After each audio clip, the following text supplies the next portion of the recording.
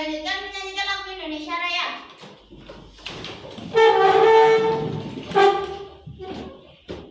Satu, dua, tiga. Indonesia tanah airku, tanah tumpah darahku. Di sanalah aku berdiri,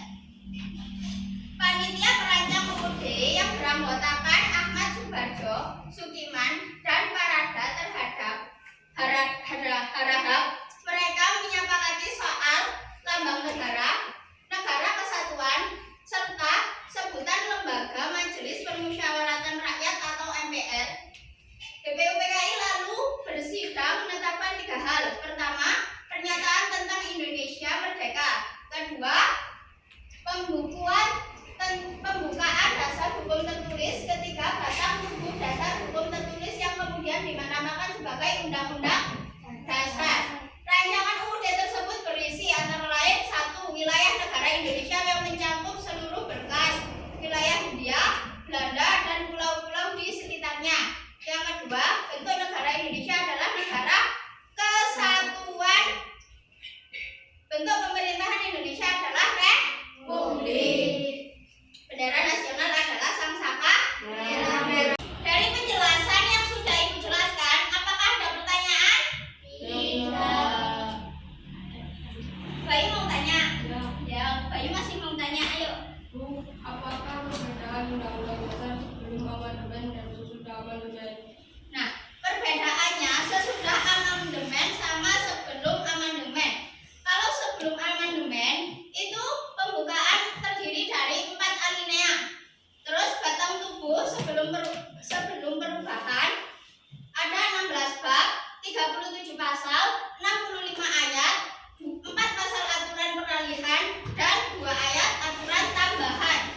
Sampean catat. Terus kayaknya itu di LKS juga ada kok. Terus yang sesudah itu pembukaannya ada 4 alinea sama. Pasal-pasal sesudah perubahan amandemen ada 16 bab, 37 pasal, 194 ayat, dan 3 pasal aturan peralihan.